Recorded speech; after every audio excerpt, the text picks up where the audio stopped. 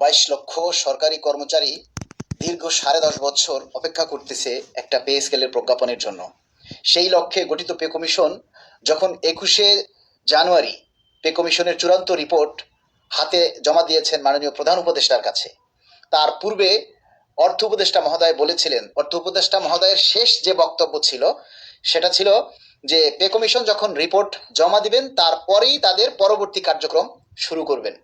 দেখুন, 21শে জানুয়ারি pay commission যখন চূড়ান্ত রিপোর্ট জমা দিল, আজকে 27শে জানুয়ারি, অনেকটা দিন চলে গেল। সরকার যদি চায় যে না আমরা পে স্কেল দিব, তাহলে এত যাচাই বাছাইয়ের খুব একটা প্রয়োজন আছে বলে আমরা মনে করি না। কেননা পে কমিশন তো ঊর্ধ্ব পজিশনে যারা আছেন, সচিব, আমলা, তাদেরকে খুশি করেছেন, সরকারি কর্মচারীদেরকে ততটা খুশি করতে পারেননি। তবুও কিন্তু আমরা সেটা মেনে নিয়েছি। বৈষম্য ব্যাপক থাকা সত্ত্বেও আমরা সেটাকে মেনে নিয়েছি।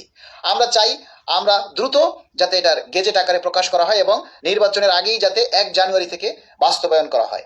নতুবা নির্বাচিত সরকার এসে এই কমিশন এবং এই প্রস্তাব সব ধুয়ে মুছে ফেলে দিবে, এতে নিশ্চয়ই কোনো সন্দেহ নেই।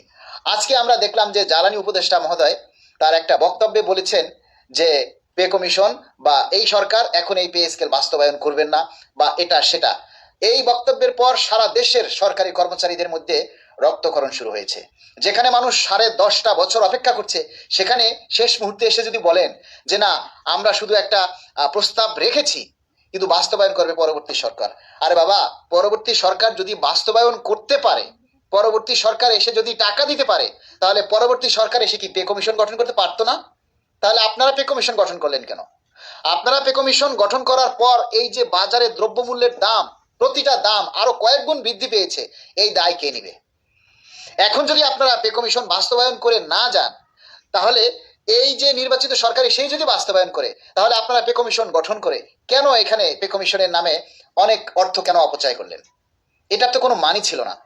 আপনারা যদি পে কমিশন গঠন না করতেন, আমরা তো আপনাদেরকে তেমন কিছু আমাদের বলার সুযোগ ছিল না, কেননা আপনারা 15% ভাতা দিয়েছেন। তারপরেই আপনারা তড়িঘড়ি করে পে কমিশন গঠন করলেন। এখন যদি আপনারা আবার বলেন বাস্তবায়ন আপনারা করবেন না, তাহলে আপনারা বাস্তবায়ন না করলে আপনারা পে কমিশন কেন গঠন করলেন? এটা 22 লক্ষ পরিবারের প্রায় 3 কোটি মানুষের প্রশ্ন। আমরা এই সমস্ত কোনো কথায় আমরা কিন্তু মেনে নিতে পারছি না। আমরা চাই মাননীয় প্রধান উপদেষ্টার দৃষ্টি আকর্ষণ। মাননীয় প্রধান উপদেষ্টা, আপনি পে কমিশন গঠন করেছেন, আপনি এর সমাধান করে যাবেন। আপনার কাছে আমরা ন্যায় বিচারক চাই, আপনার কাছে আমরা ন্যায় বিচার চাই। আপনি এই ন্যায় বিচার করে তারপরে ক্ষমতা হস্তান্তর করুন। সারা দেশের সরকারি কর্মচারীরা আপনার দিকে তাকিয়ে আছে। আপনি কখন গেজেট আকারে প্রজ্ঞাপন জারি করবেন এবং এই প্রস্তাবের বাস্তবায়ন করবেন, আমরা সেই লক্ষ্যে আপনার দিকে তাকিয়ে আছি। 22 লক্ষ পরিবার আপনার দিকে তাকিয়ে আছে। আমরা আপনার ছাড়া আর কারো কোনো কথা আমরা মানতে চাই না। যেটা জ্বালানি উপদেষ্টা মহোদয়ের এখতিয়ার নয়, তিনি সেই বিষয় নিয়ে কথা বলেছেন।